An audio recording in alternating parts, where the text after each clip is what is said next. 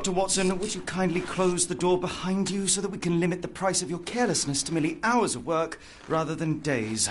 My apologies, Mr. Holmes. I found myself rather taken aback. I saw tidier houses in war-torn Afghanistan. Are those my surgical needles? I ran out of tacks and the matter required immediate attention. Was that my supper?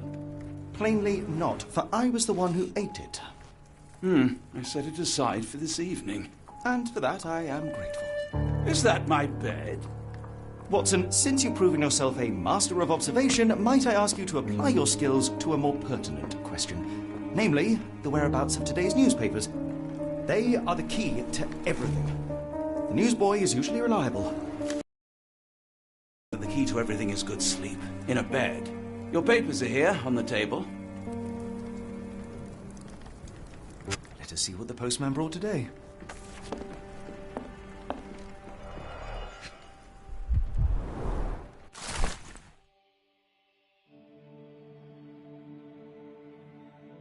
Local gossip, all of it uninteresting.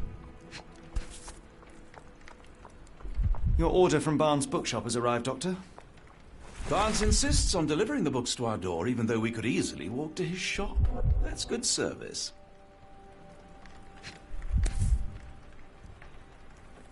Another letter from Werner. I never reply, but they keep coming.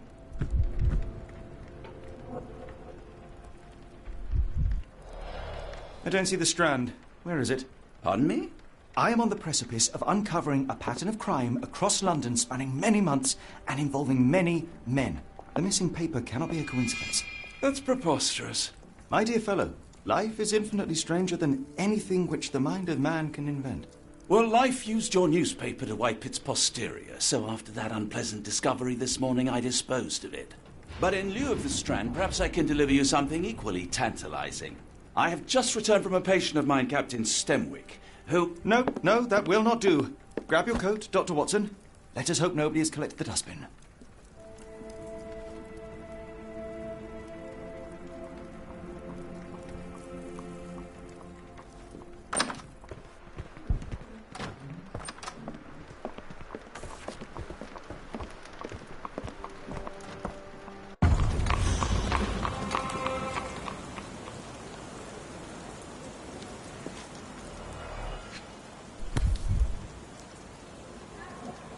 A cactus spine.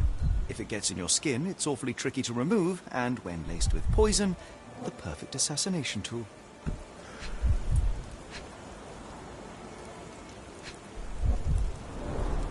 You were mistaken, Dr. Watson. The paper was indeed dirtied, but not how you implied.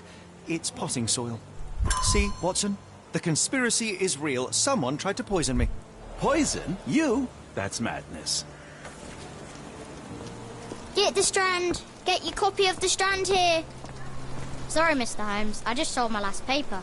Glassed. Then why are you still here? Boss pays by the hour. No sense in returning early.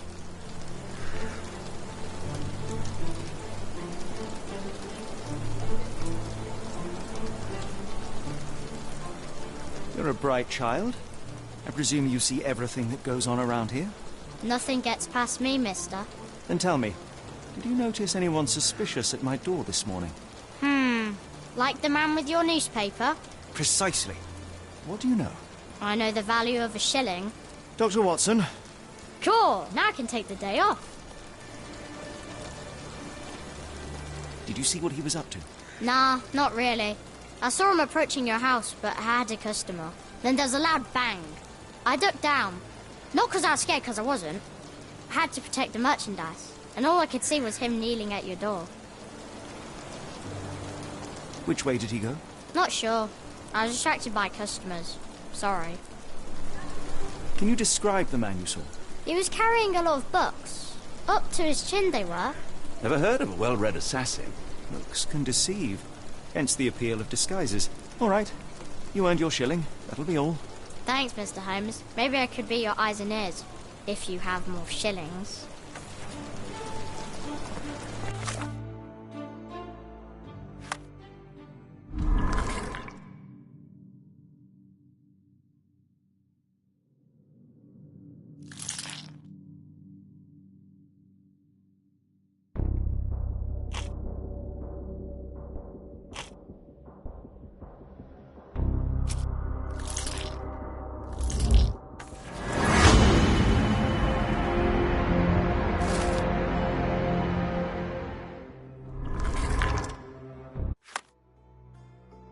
Come now, Mr. Holmes. Murder?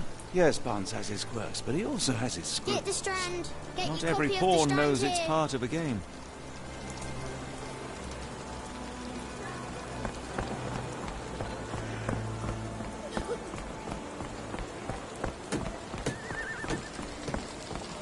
Get the Strand. Get your copy of the Strand here.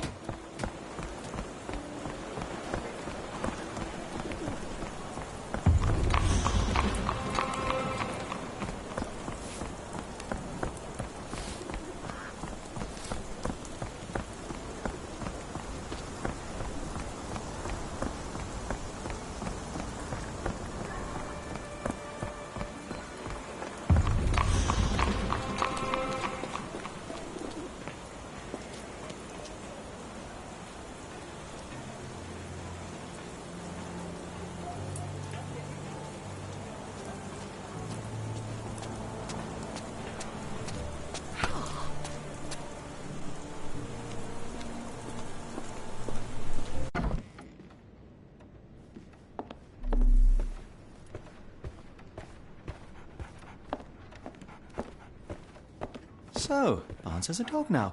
Who's a good boy?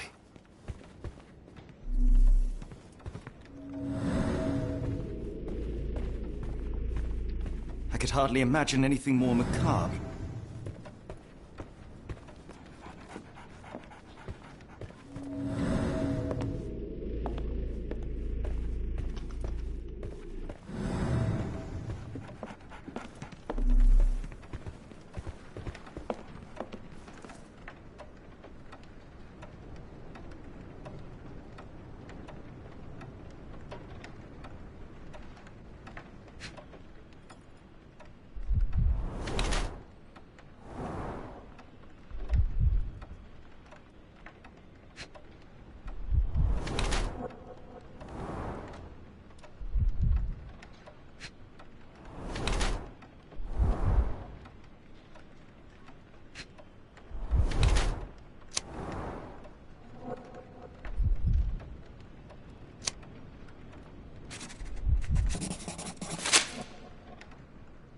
Mr. Barnes, a word.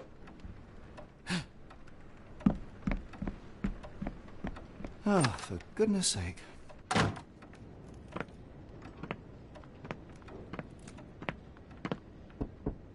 Who goes there?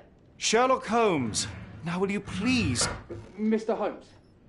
Golly, I did not see you come in. Would you care to answer some questions for me? Well, I wish I could, but I am deep in the weeds with work. How about we reschedule in a month or two? Come now, Mr. Barnes. It will only take a moment. No, really deep in the weeds with important things. Well, help yourself to any book. Just take it and pay later. I trust you, Mr. Holmes. Barnes doesn't seem like himself. Why is he acting this way? You're asking the right questions, Doctor. Let's find a way to coax him out. The ladder is broken, recently, judging by the freshness of the wood.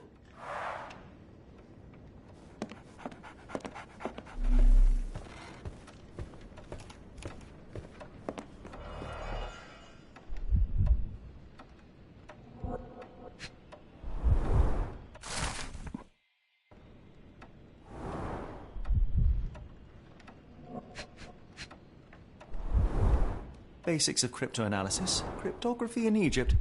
It appears Barnes has an interesting hobby.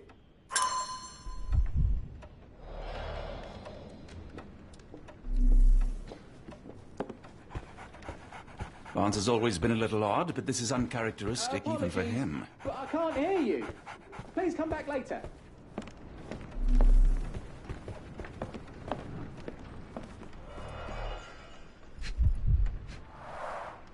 Finest view London has to offer.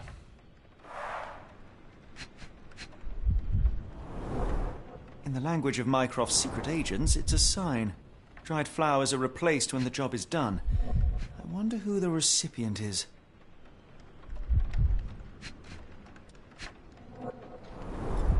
An improvised stand, but it does make the flowers more visible.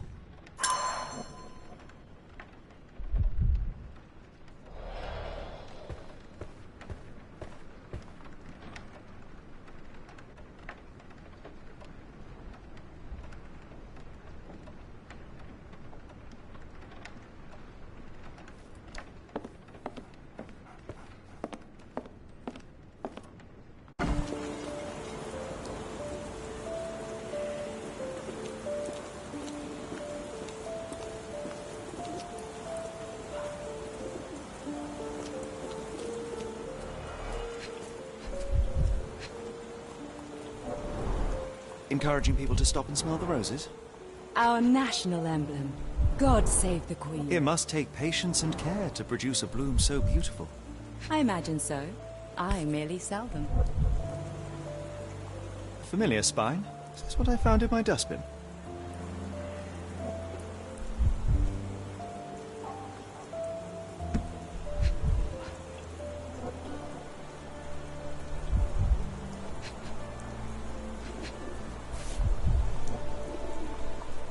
The pot is damaged. The blow was severe, but softened by something.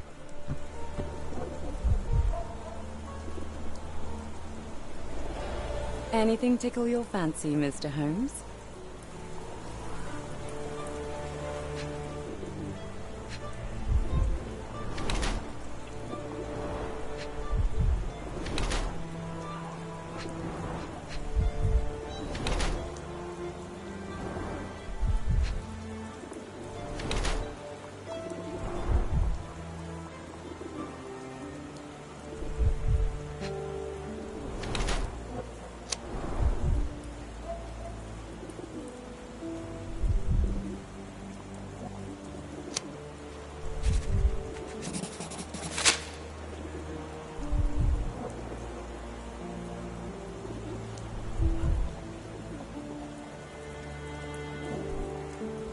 Mrs. Fleming, you look particularly lovely today. Is there a reason? Does a woman need a reason to look or feel beautiful? No, but your distant look suggests you seek one man's gaze in particular. Who told you that? Nobody. Merely a keen eye and some simple deduction. Well, I'll kindly ask you to keep your keen eye to yourself, Mr. Holmes.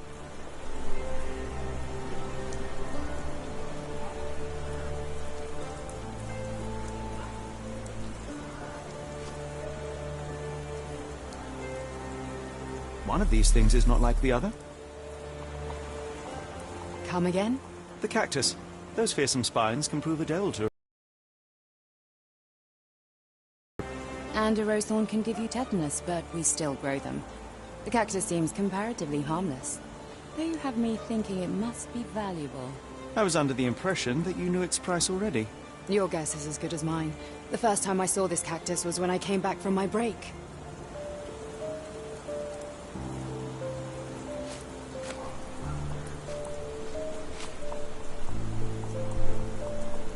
What do you make of the flowers in Barnes' shop window?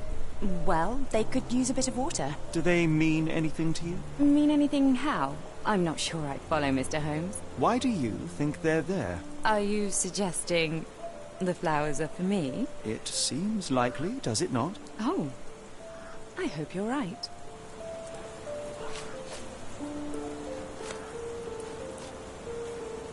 Are you familiar with Mr. Barnes? Yes. No, not really. Well, in a way. What on earth does that mean? I know who he is, of course, but we haven't shared much more than a look. A look? Yes. Each morning I go for a walk in the park with my dog, and most days I spot Mr. Barnes there with his new puppy, so we see each other. Actually, we once met briefly while our dogs played. He was quiet and seemed unsteady as he approached, but since then, we've never spoken. I often see him staring through the shop window. Sometimes I wonder what he thinks about that would etch such longing onto his face.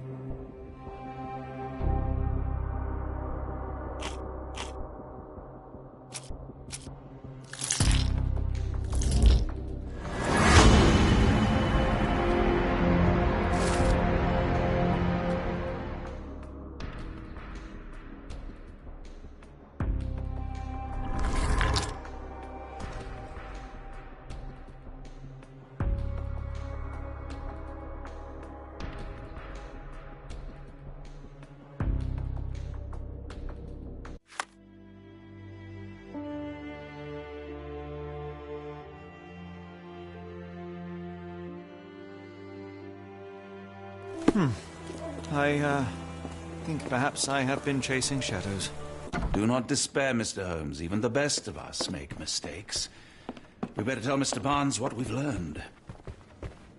Mr. Barnes, I know what you did, and I know why you did it. I'm sorry, Mr. Holmes. I can't hear you very well from behind the door.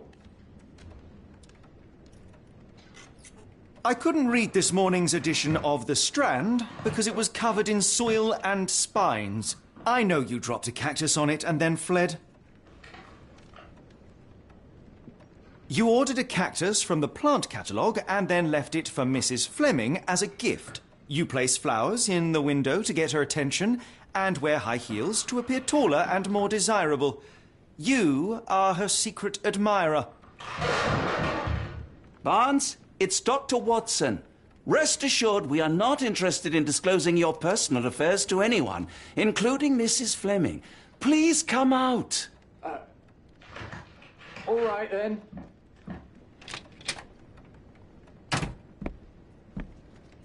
So, you know what happened then? I was on my way back from the post office, having picked up the cactus and some books. It was quite an awkward package, heavy too, and when I got to your door, I dropped the cactus and your paper. Forgive me. I needed that paper to prove a theory and prevent a crime. Your actions were rather disruptive. Your clumsiness carrying the post is matched only by the clumsiness of your romantic gesture. Oh, it's true. I am useless with this sort of thing. I'm not even sure if Mrs. Fleming noticed.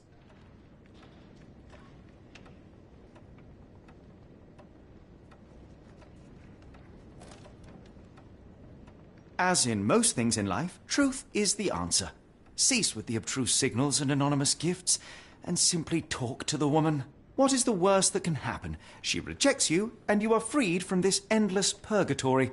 That... Yes, you are correct, of course. I do have a slight tendency to overthink things. Thank you. So, at last, we return to the matter of the paper. I'm investigating a string of burglaries. Did you perhaps read of any before the edition was spoiled? I don't recall, but you're welcome to read our copy for yourself. You had an issue of The Strand here all along? Well, naturally. I am a bookseller. I have a subscription to every magazine and newspaper in London. So you ought to be familiar with the concept of burying the lead. Oh no, my apologies, Mr. Holmes. I'll make it up to you however I can. I am an expert on obscure languages and translation and... Yes, okay. Just give me the paper.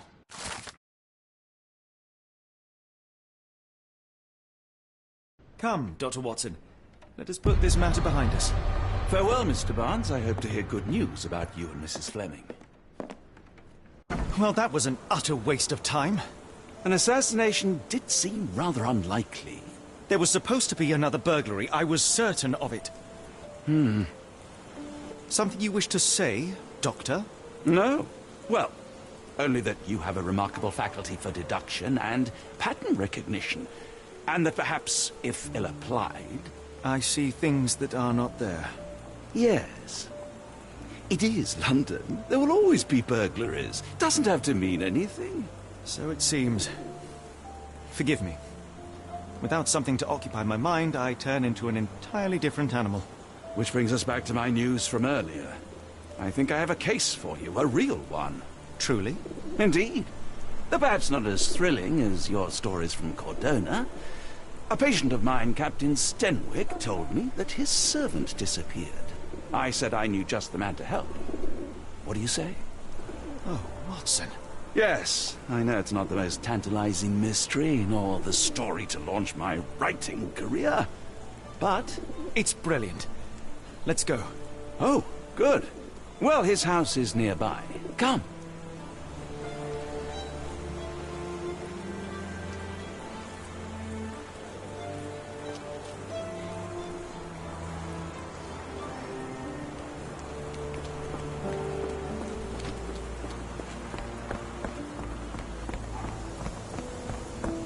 Not much further now. Is this lousy attitude of yours because of my altercation with Inspector Lockhart? Did he put you up to this? Sir, the inspector has nothing to do with it.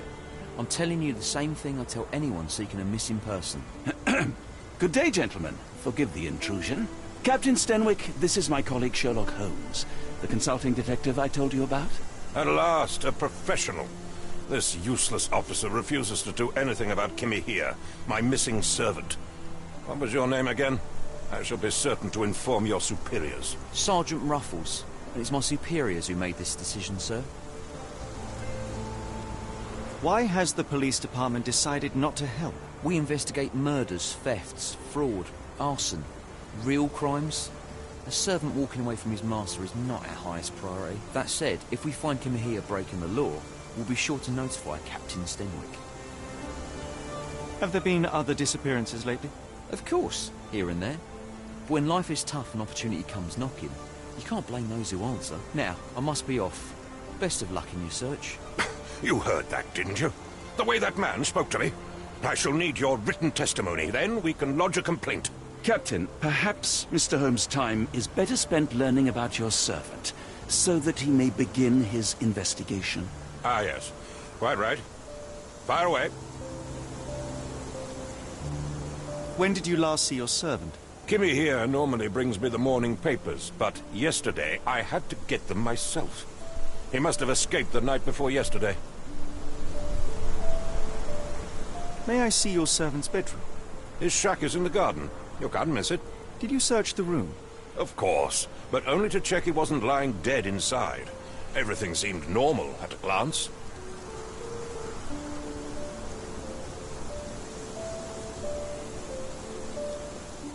Tell me about Kimahir.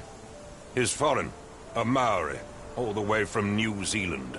Biggest man you've ever seen, and as strong as two. Dark hair and fearsome tattoos. He doesn't speak a whit of English. Never bothered to learn. But I made do with pointing.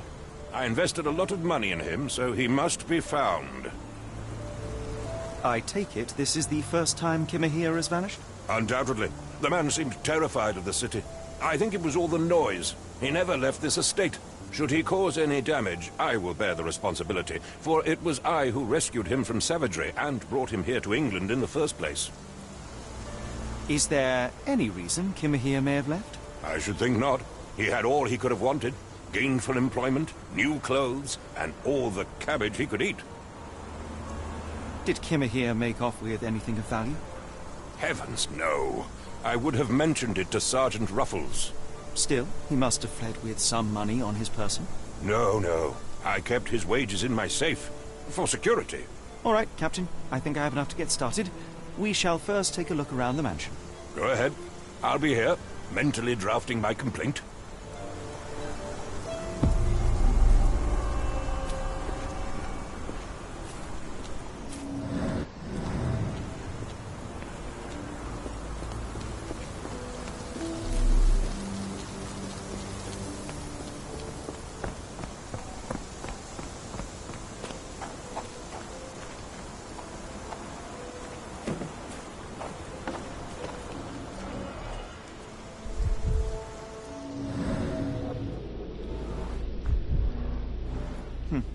Looks like a knee print. Chewing tobacco.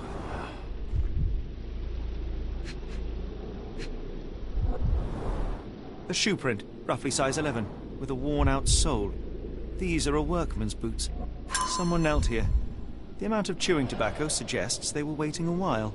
Amazing, Mr. Holmes, to read the ground like an open book.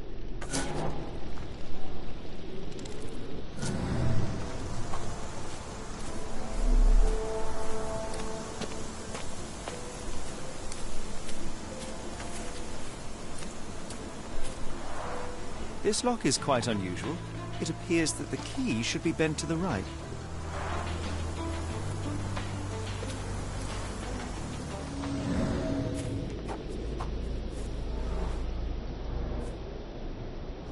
Who could have left these tracks? They seem fresh.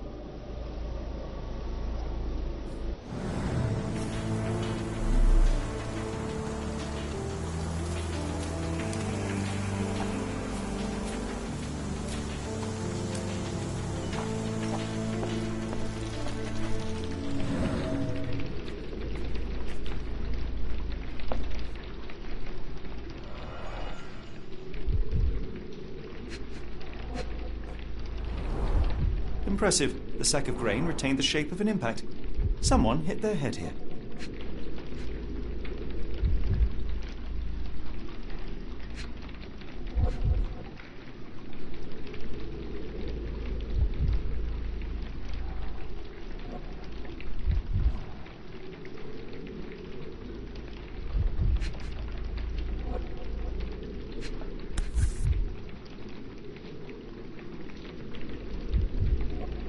A small Navy spyglass.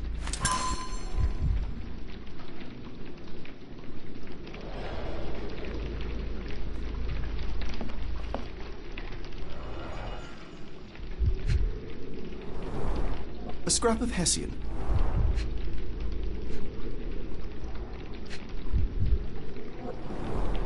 These were sturdy boxes. It would have required a serious blow to break them.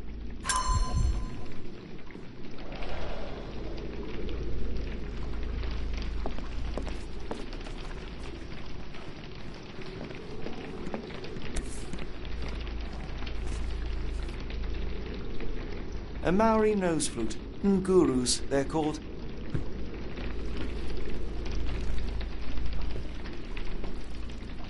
Clothes made of Hessian. Is Stenwick really so miserly?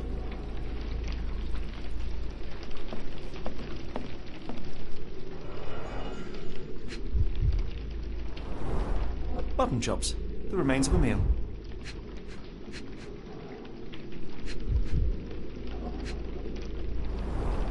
The ashes are long since cold.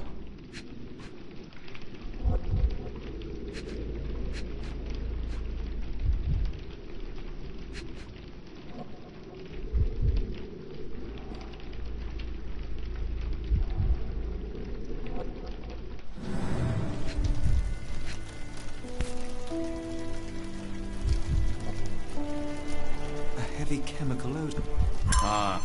I'll never forget that smell after my time in Afghanistan. That's an opioid, Mr. Holmes, a narcotic. No air coming through it.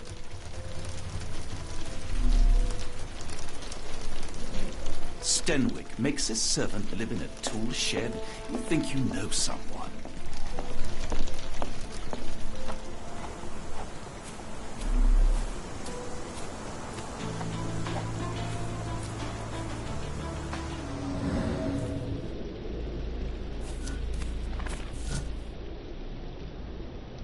The rag reeks of smoke. Someone plugged the chimney.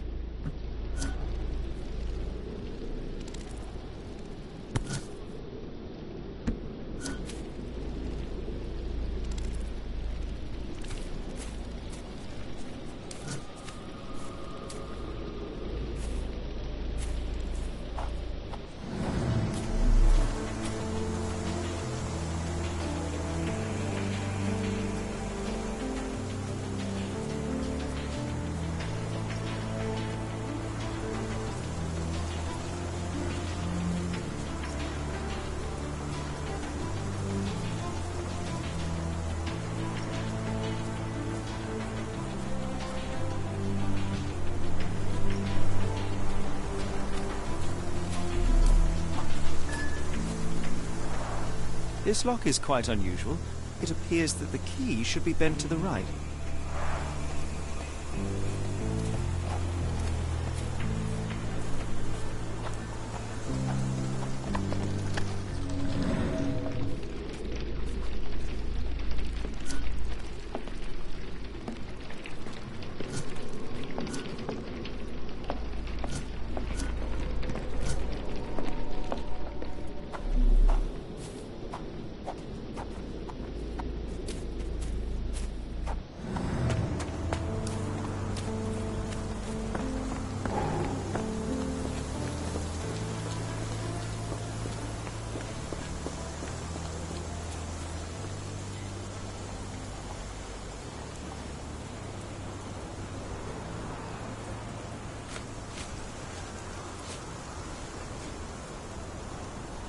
The door to your garden has an interesting lock. Yes, I have uncommon locks on every door of my mansion. It makes them harder to pick. Kimmy here and I both had a set of keys. I'll need to borrow them. No, you'll need to do what I tell you to do. Examine the garden.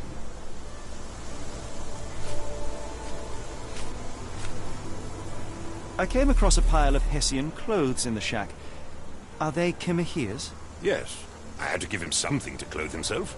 He seemed unfazed by his bare skin, but I found it distracting.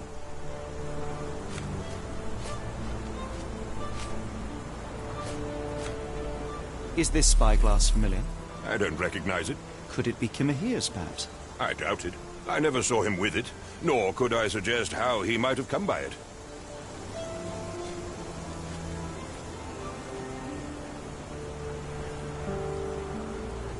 Where on earth are you going with this?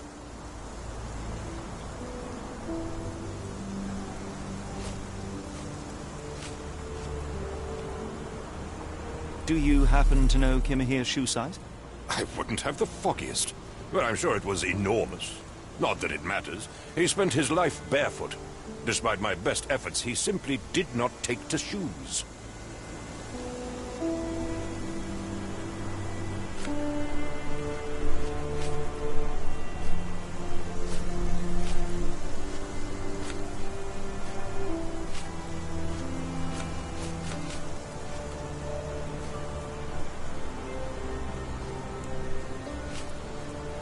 Has Kimahir ever indulged in tobacco? No, the man doesn't even drink. Are you certain? I found chewing tobacco in the garden. I controlled Kimahir's expenses since he struggled with the currency. I would have known if he used tobacco.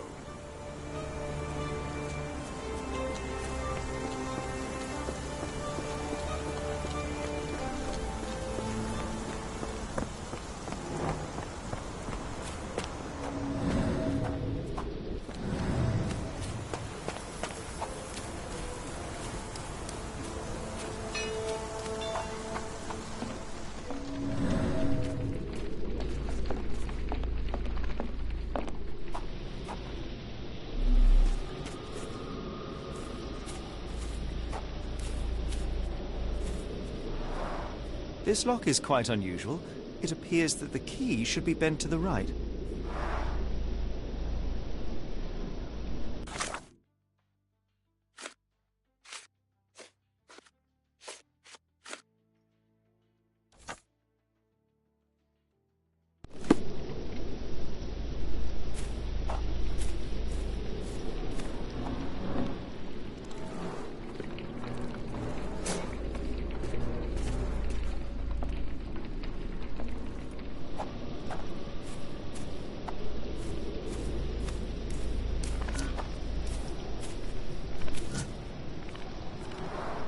This lock is quite unusual.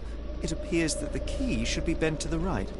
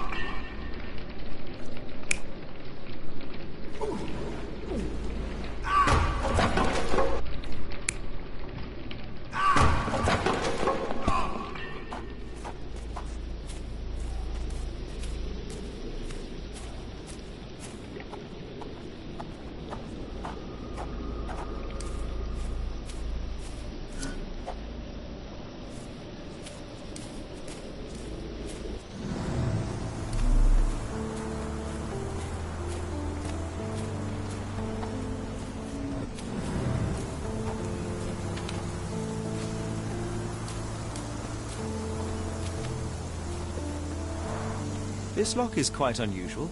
It appears that the key should be bent to the right.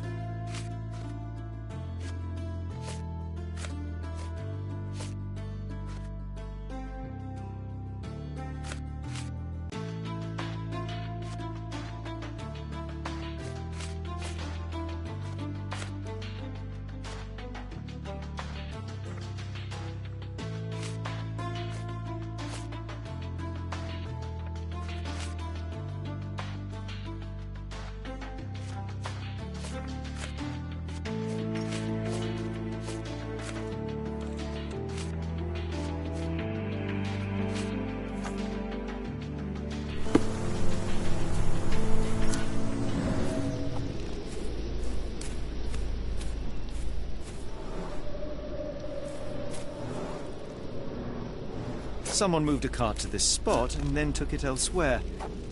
Can't see it anywhere in the garden.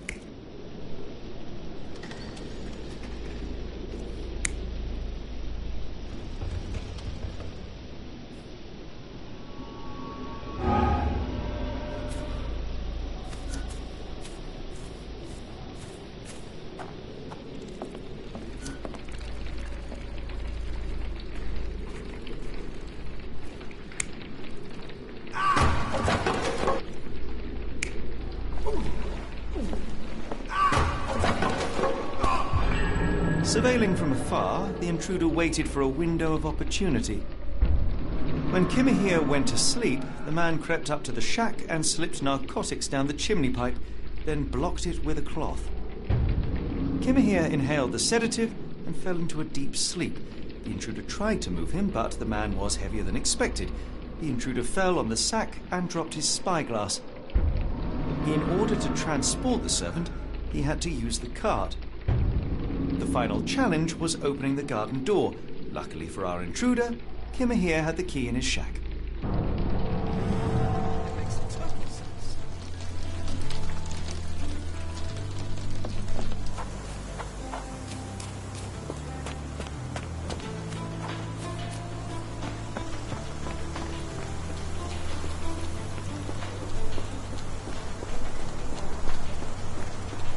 You'd best have found something by now, gentlemen.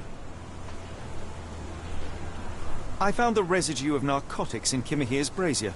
There are several explanations, perhaps your servant's recreational interest, or an attempt at poisoning. Cut to the chase, Mr. Holmes. I fear that someone may have spied upon Kimahir, likely the owner of the spyglass I found earlier. It appears they were watching for some time, as there was an impressive amount of chewing tobacco on the ground. And your point? You said that you checked the shack earlier. Did you notice the cart tracks near it? Now, one ought to expect a servant to make regular use of such a thing. Indeed, I would have overlooked the detail were it not for the cart's absence. If, as you say, Kimahir never leaves your estate, then where did it go? I expect answers from you, Mr. Holmes, not questions. I won't keep you in suspense any longer, Captain. Kimahir was abducted by the owner of the spyglass. When your servant fell asleep, he slipped a narcotic into Kimahir's brazier to make him sleep even more soundly. In order to carry a man as large as Kimahir, the intruder stole the cart and rolled him right out of your garden. Now, hold on. All this simply to tell me what I already know? Why haven't you found him yet?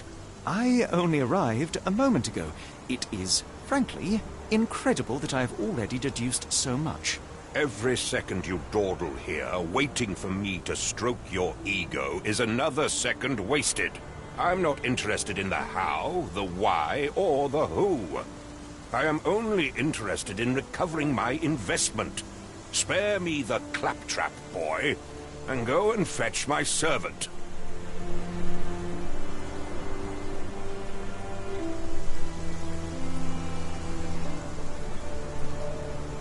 Truly, there is no better evidence of a man's nature than the way he treats those who help him. And you, sir, are a brute.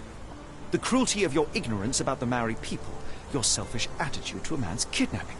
The point is, Captain, we're telling you this for a reason. The intruder fled through the garden door, and we need a key to follow his trail. Well, then you should have led with that. Here you go. I hope you'll return soon with good news. And in the meantime, please teach your companion the art of brevity.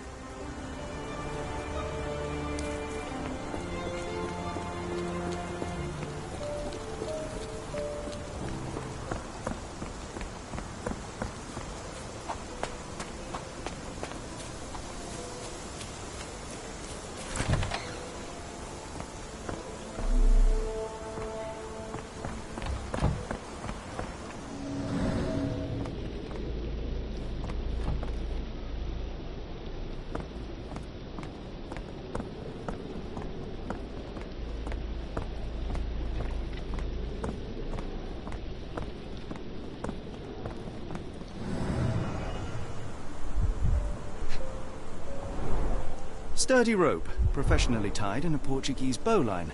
This knot is often used by sailors to create a bosun's chair. Roy Soulsby.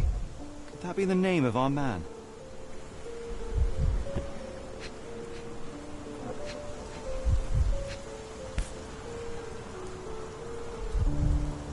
A strange substance.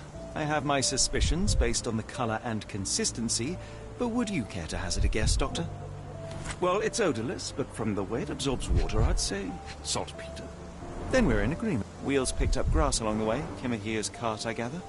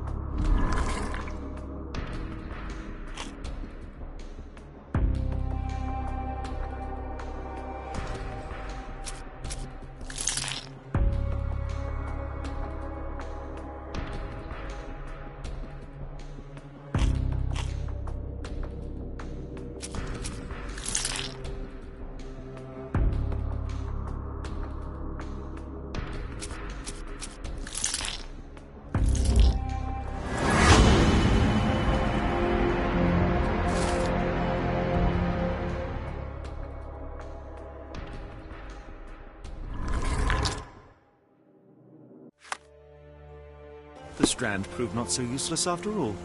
The saltpeter accident. Doctor, do you recall? The Port of London, of course. The footwear, the spyglass. Indeed. We shall need to take a cab there.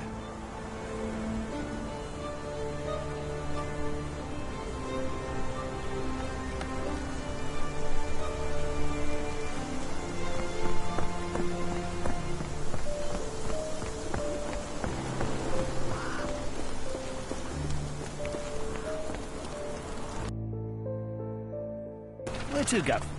The Port of London, please. I will show you where to stop.